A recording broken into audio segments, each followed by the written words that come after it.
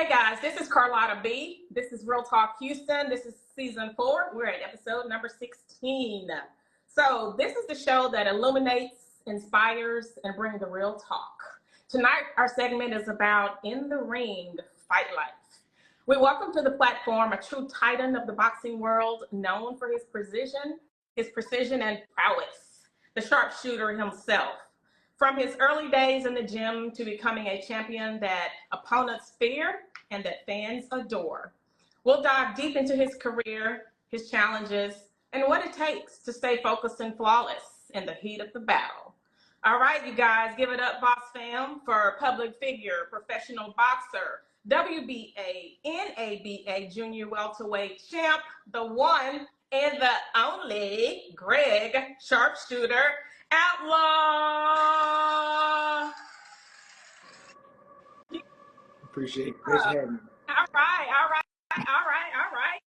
So we want to welcome you to the Real Talk Houston platform. Thank you so much for being here today. We greatly appreciate it. Thank you for having me. I'm excited. Yeah. How are you today? I'm well. I'm blessed. I'm blessed and highly favored. I can't complain. How are you? All right then. I'm doing great. Can't complain. Life is good. We're alive today, healthy, and we in our right mind. We're Absolutely. All there, right? So we're good. What do we have to complain about beyond that? Yeah. No, you saying the same thing. Absolutely. Exactly. So we are going to go ahead and dive into the show today. So let's start off with the fact that you have, and correct me if I'm wrong, 14 wins, yeah, and 8 of them are by knockout. Yep, you're correct. You have 2 losses. Is that correct? Yep, you're correct. That's good. Yeah. The record. How do you feel about that? I feel great. I put the work in and it shows. Exactly. That's amazing when you put the work in and it shows off. All right? Can't complain about that. So let's go ahead and dive in, Greg. Let's get this off our chest right now. Can you describe the moment when you very first knew that you wanted to start boxing and you wanted to do that as a career? How did that start? I started very young. I actually was 5 years old, and I played a lot of team sports, and I wanted to fight my teammates because I felt that they were quitters. And I said, I need to choose an activity or sport that is one-on-one that I can control, but I wanted the sport to be a physical sport. You know what I mean? So I did golf too, but boxing was the one. I knew it early. 5 years old. 5 years old. So my whole life. Golfing was a little boring for you. You wanted to get that action in, right? Absolutely. I still, don't get it twisted, I still play golf, but boxing is my thing. Okay, that's good. So boxing gives you that adrenaline rush, and then golf kind of, well, for me, it kind of makes me feel like I'm just a little chill mode. I like the adrenaline rush too, but I like to fish. Tranquility, you need that. Yeah, I know, right? Yeah, you got to have that balance. Something to get you going, and then something that mellows you out. Absolutely. 5 years old, that's pretty young. That's pretty young. And normally when someone starts out that young in their career or following their passion like that, they always excel in it. They excel in it. You've got years of practice, and when you're doing something you love, how can you go wrong, right? Absolutely. No question. You got to do what you love, and then nothing be too tough for you. You'll push through everything. Yeah, that's right. What's been the most challenging fight of your career so far, and what made it challenging? I would say my 4th fight, it was a guy named Sidney Macau. I would say what made it challenging is he was very tough, and he was a little awkward.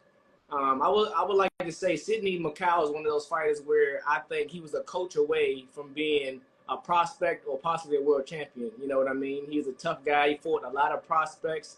And I was stepping up into my 4th fight. I just got signed to Holyfield at the time, so they stepped me out there with a nice, tough opponent, and he gave me a little problem. Really? Yeah. Yeah, you had to put in some real work. You had to all that training in the gym and all them nights, and you had to show then. That was the fight to show a little bit. It was rough. It was ugly. It got ugly. I ugly in there, but I got the win. Oh my gosh! Do you remember how many rounds that one went? That was 6. I think that was my first 6th round. On top of that. Whew. So all the other ones prior to that, the other three, you said that was your fifth, your fourth, or your sixth? That was my fourth fight, but that was my first 6-rounder. So the rounds go 4, 6, 8, 10, 12. Okay. So my previous was 4 fights, and that was my first 6-rounder. Yes. Oh my gosh. It takes a lot of stamina. Absolutely. To fight that, even though the rounds are fairly short. Each round is how long, Greg? Yeah, let me correct you. It's 3 minutes, and people don't understand how long 3 minutes is. But if you get in there, I would encourage everybody to go to one boxing class and see how long 3 minutes is. So most people, everybody in the world would be like, "Whoa, this is crazy." And then to have a person trying to fight you, you got to mentally be tough. You got to physically be in shape. It's rough. 3 minutes is a long time. I'm telling you, long time. Yeah, because you're constantly moving. You're constantly defending yourself, like you Absolutely. said. Minutes probably feel like 30. You have no idea, especially if you tired or later rounds and you got a relentless opponent. That it gets tough. It gets real tough. Gosh, I can only imagine. I know that's a lot of work. How do you prepare yourself mentally and physically before a fight? Physically, I'm training about 2 to 3 times a day. Like for my last fight, I probably was in the gym some days from 9:30 to maybe 2:30, divided from strength and conditioning to boxing, and then I'll probably go run later on that night. So it's like a lonely sport. It's a lot of sacrifice, and those lonely times it get tough when you go through like little injuries and things that happen in the gym. So you got to practice on your mental. So I do a lot of praying and talking to God, and just trying to practice mental toughness to get through these challenges I get through. You know what I mean? Like boxing is a lonely sport. People have no idea how rough it is, but I chose this. You know what I mean? So I get through it. Yeah. Wow. So that means you don't have much time to just hang out, right? Like can you like say, hey, I'm taking a vacation. I'm taking time off, or are you, what level of control do you have in how often you fight? And if you did want to take some time off, is that something you could easily do? Or how does that part work as far as balancing out work life? So my career, my team, we got a mantra called, or a motto. Our motto is we train for opportunities and not events. So boxing is not a seasonal sport. It's all year round. You never know we can get that call for a last minute replacement or anything like that. So I'm in the gym all year. Like I'm never really totally out of shape. I'm in the gym all year round.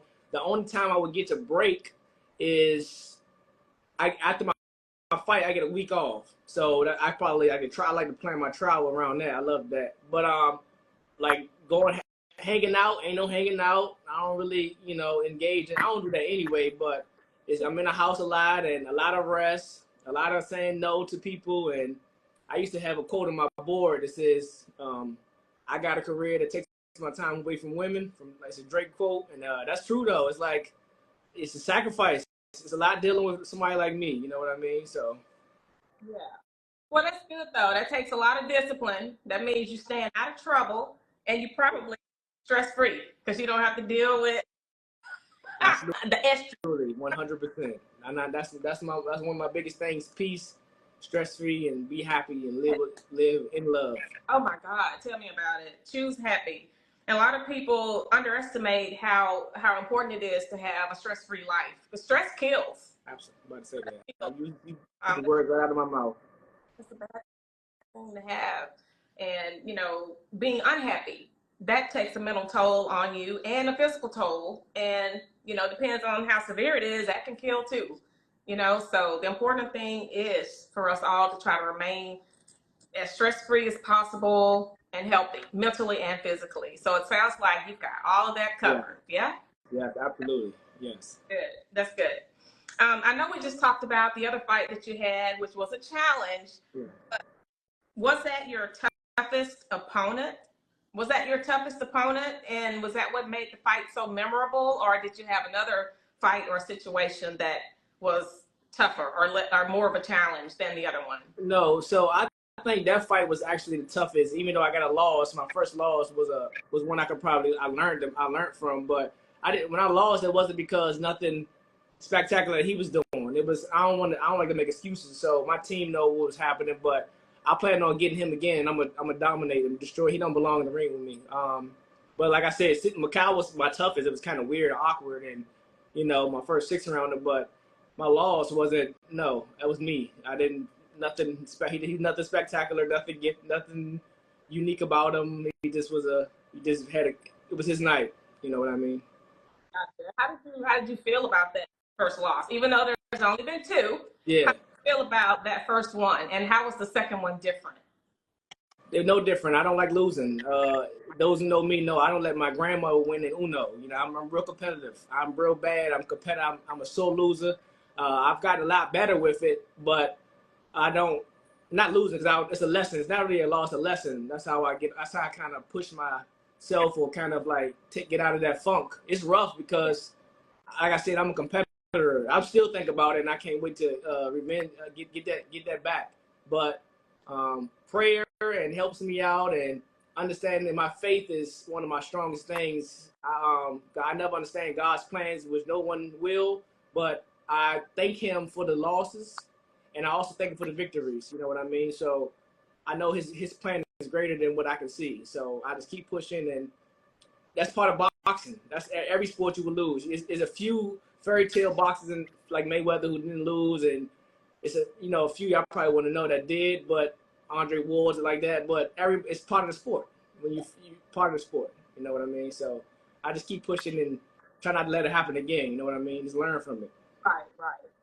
So you have that mentality of no matter what you're doing, no matter what, if it's Uno, dominoes, spades, bowling, whatever it is, your mentality is I'm winning. I don't care who my opponent is, right?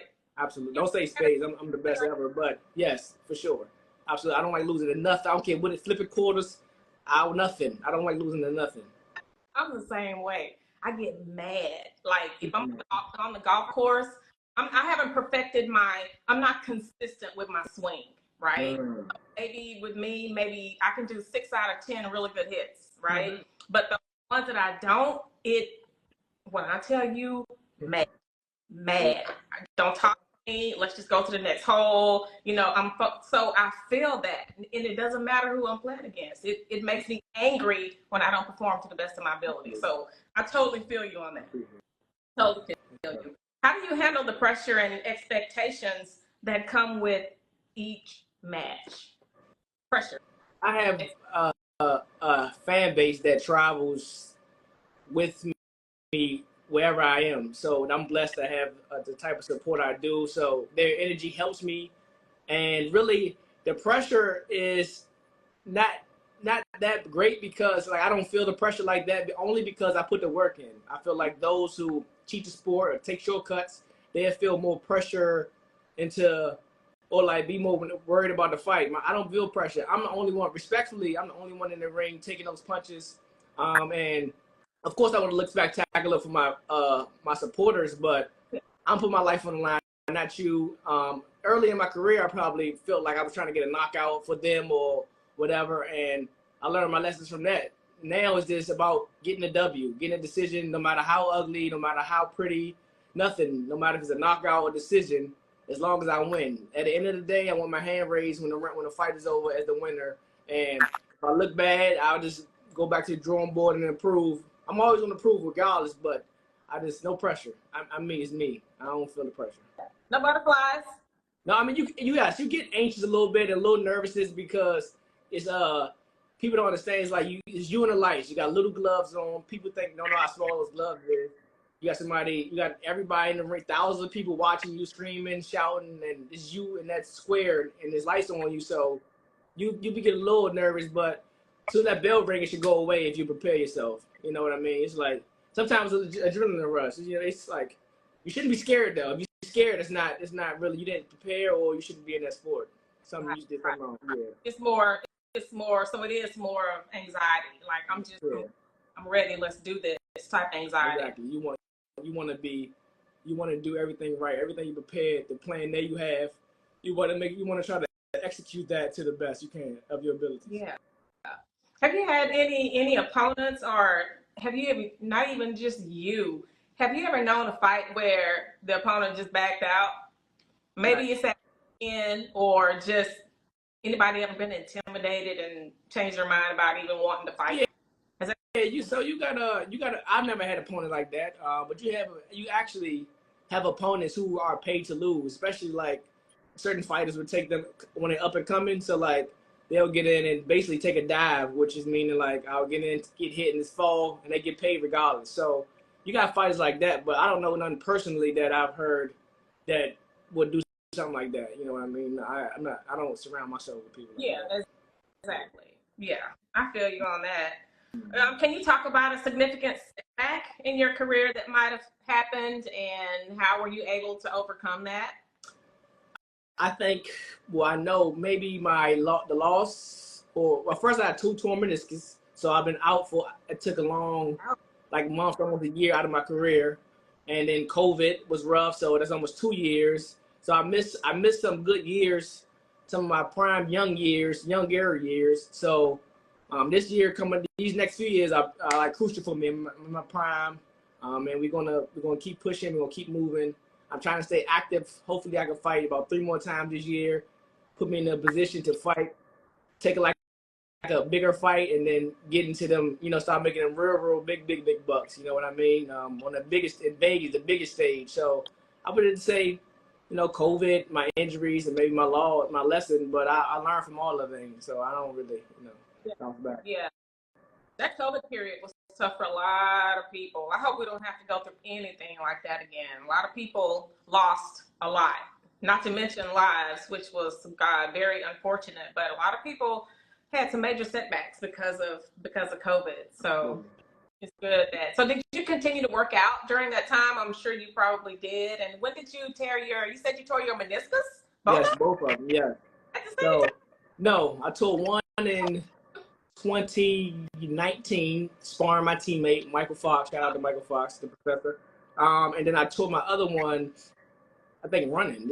I had a problem because I wasn't flexible. I took my recovery, well, not my recovery, but I took stretching for granted. I didn't stretch growing up. I always been like, most African Americans, I feel, are athletic, and we take our abilities for granted. Sometimes we don't warm up and stretch well. So I wasn't flexible at all, to say the least. And then I got 2 injuries that set me back because of it. Now I take my recovery very serious. I go to yoga. I go to a place called Stretch Zone with Coach T and things like that. So I don't play around. You know what I mean? Oh, you said, was I working out? Yes, I never stopped working out. For a point of time, I did stop going to the public gym because I'm around my nana, and that's my lady. That's my number one person in the world. So I didn't want to get her sick, or I didn't know how serious this thing was initially. I didn't know what, it was so much speculation and so much going on. I didn't want to risk my health, and especially not hers. You know what I mean? So I did a lot of running around my neighborhood, and I had like a gym in a house, so I was fortunate for that. When I was living with my mom at the time, so I was hitting the bag there, working out there, and like I said, running around the neighborhood. So I actually was kind of smaller then during COVID. I don't know why than I was now, which was kind of weird. I was in a lot of shape, but no, I never stopped working out. That's my lifestyle. You were smaller then? Yeah, I feel like I was more cut up back then. I don't know. You might have been. You might have been in the best shape of your life. And then no fights even out there to engage in, right? No, it was a lot going on. So how does it work with fights? Do boxers get invited to fight, or can they initiate? Like, can you reach out to someone and say, hey, you're interested in a match? Or how does that even come about? So usually you got promoters who throw the show. For example, like a Floyd Mayweather the money team.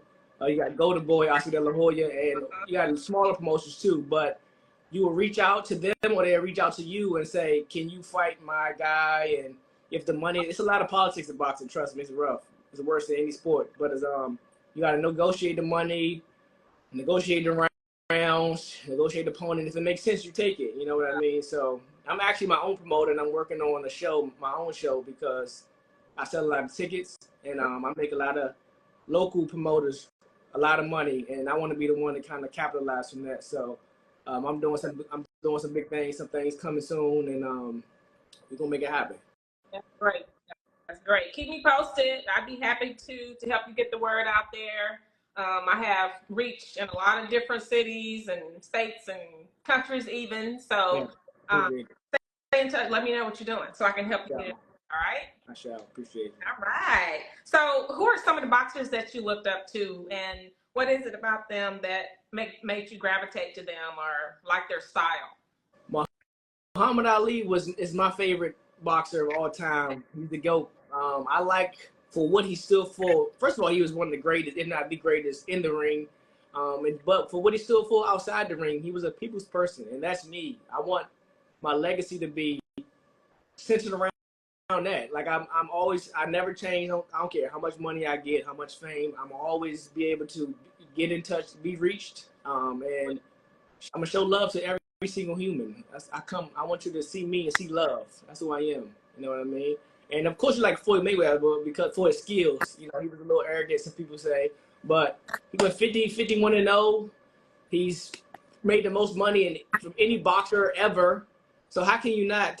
And he got some of the best defense probably ever. So it's hard to say from a boxer standpoint that he cannot be one of your favorites unless you're just a complete hater. You know, I think so. But yeah, I agree. Yeah. I agree.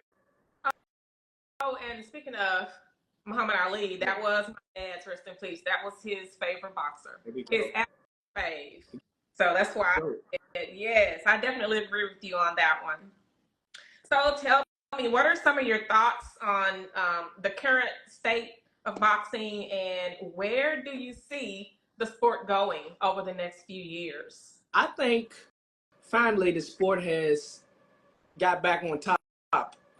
Over the previous years, a lot of fans complained that some of the big fights weren't happening. You know what I mean? So the last 2 years or so, about a year or two or so, and even this year, we're getting some big fights, the fights that everybody wants to see.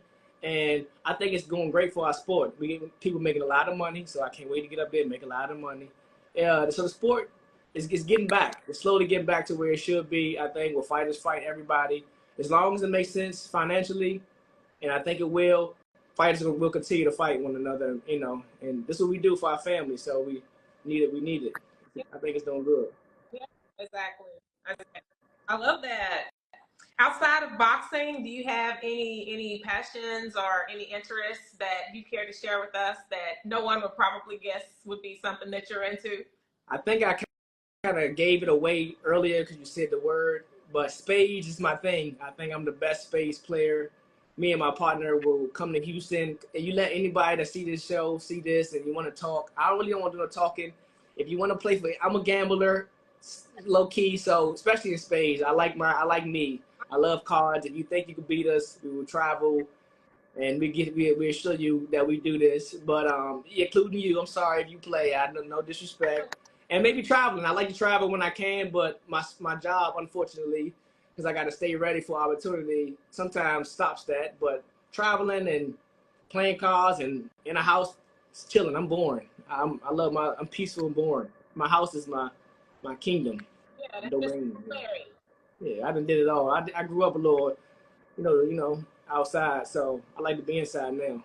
Yeah, I don't play spades a lot. I'm not really into table games. Okay, like I like outdoor stuff. I like fishing and camping and golf and boating. That's my thing. Not really too into the inside stuff. But what really ruined it for me, and I'll tell you this one quick story, is about maybe 10, 15 years ago, I hosted an event at my house, and we had a table of spades, table of dominoes, table of poker, and so I sat down. I'm not a great spades player. I sat down to play spades, and someone had brought a guest there that I didn't know, but she was a guest. It was a she. Yes. And so because I'm not a great player, she wound up being my partner. She was a serious player, was not playing for money. There was no money involved.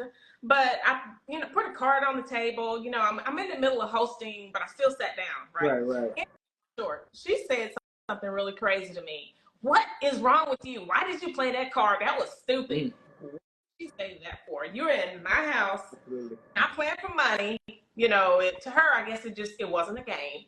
I don't even know. Anyway, needless to say, she got kicked her out. Said you get your No, and get out. no question, Miles. Wrong one. But anyway, yeah. Hold on, I just want to say we both said we don't like losing, so you can't blame her that much. You know what I mean? But I'm the same way. I'm like her. Like if I'm in a cookout, I think I'm beyond cookout good. Like if somebody's sitting down, I won't play. If my partner, I won't play. Like I'm too good. I think I'm that good. Like if they playing spades, as much as I love the game, Yeah. and as much as it bothers me not to play, I won't do it because I get too mad. And if my partner's not there, I'm definitely not doing it. If he there, we can just beat everybody. But I won't do it. I refuse. Yeah. And but that makes sense though. I mean, because if you that serious about it, you know, I mean, yeah.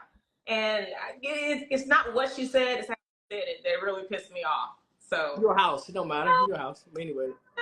yeah, but I mean, and then I don't know you like that. You didn't know me like that either. And we knew each other, and I'm like, you know, girl, I know, right? Yeah, I was tripping. But yeah, you don't know me like that to talk to me like that. But anyway.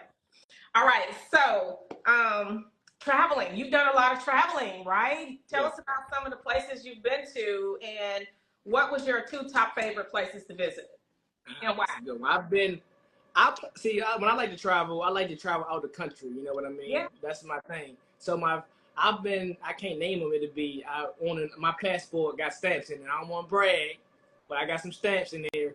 But my favorite place probably so far was, I turned 30 last year and I went to Bali, Indonesia. You know, so that was amazing. It was beautiful. When there 9 days. The culture was very, very welcoming and so cheap. So I feel like I was a millionaire over there, which I probably technically was when we traded our money in. We ate good. And I think my other place I probably would like, not Italy. I'll say maybe Jamaica. I like my people. It's something basic, but I've been there so many times. That's rough. Maybe Jamaica or Aruba was very nice. It's hard. That's hard to say. I don't know. I've been so many places, but I will say Bali was the best. Yeah, I had a blast in Jamaica too, though. So, question of the day: okay. Mike Tyson or Jake Paul? Who you got? I got Mike Tyson, but I'm a realist. He's hopefully the science, everything he's doing with the science helps him, but he is a lot older. That means a lot in the sport. It's a young man's sport, and he's definitely, I'm gonna say super old, but he's well past his prime. And I think if it's early, it'll be Mike Tyson, but those later rounds, Jake Paul has gotten, I think, enough experience to where he can pull it off to win. But I don't want him to win. I want Mike Tyson to win. Yeah. So you think stamina will rule, which is Jake Paul will rule over power? Because I still think Mike Tyson has a punch. He might not have stamina, he does. That punch. He does. That don't leave you. But the agility will leave you. The speed might leave you, and that stamina will leave you. Like those later rounds will matter. So if Jake Paul's smart, he'll move a lot in the beginning, make Tyson chase him, and then I ain't gonna say like who said Jake Paul can't punch. You never know Mike Tyson at his age.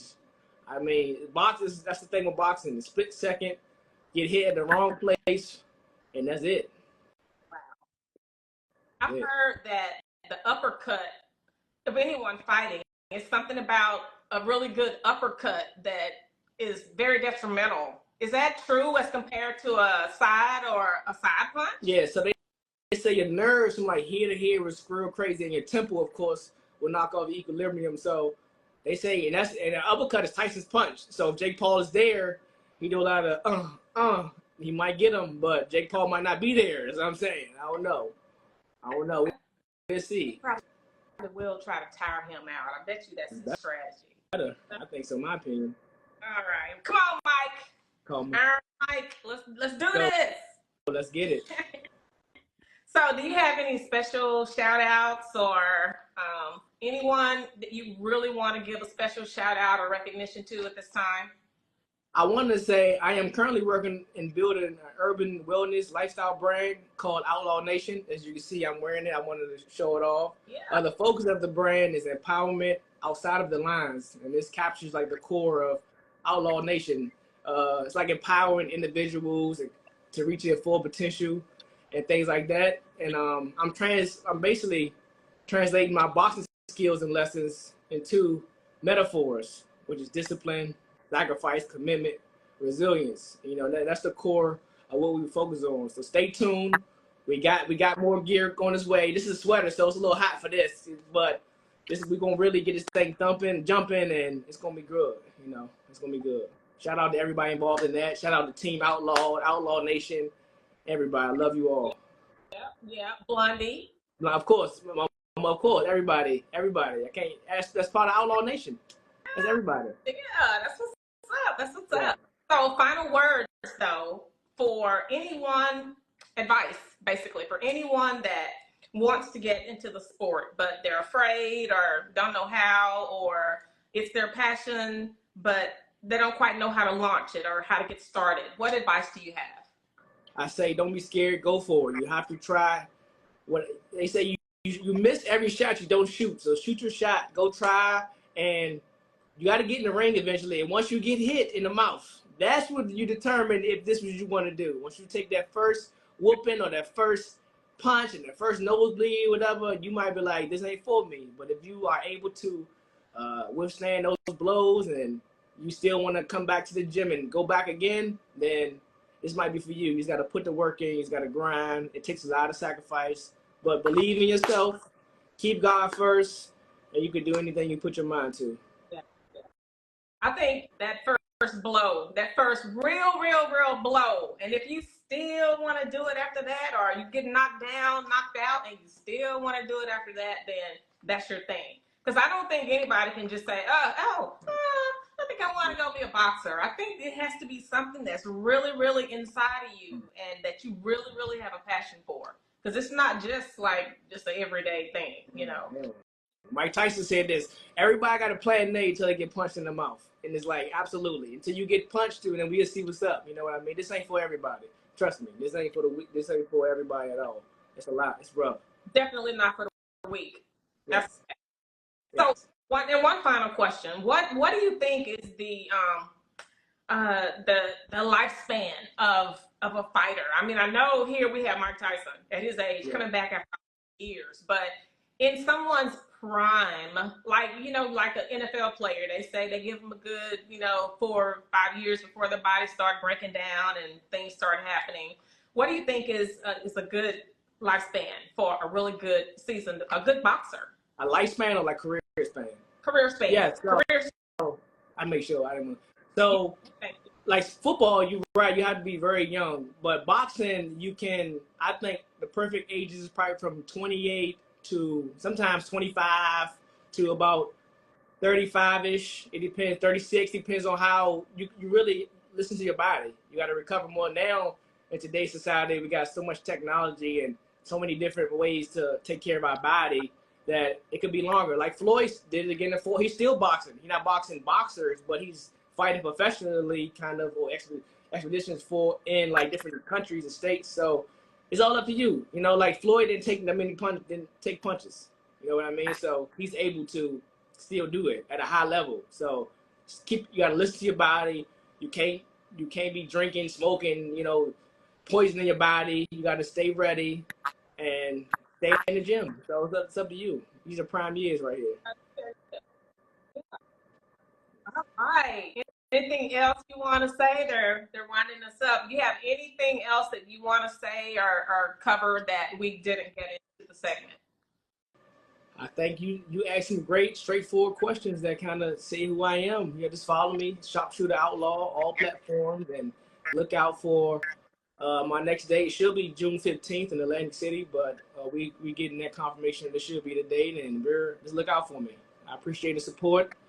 I come with love. I love you all, and we're gonna do this. All right, that sounds great. We'll be looking forward to that locked-in confirmation on June 15th, Atlantic City. That sounds good. Might have to make a trip.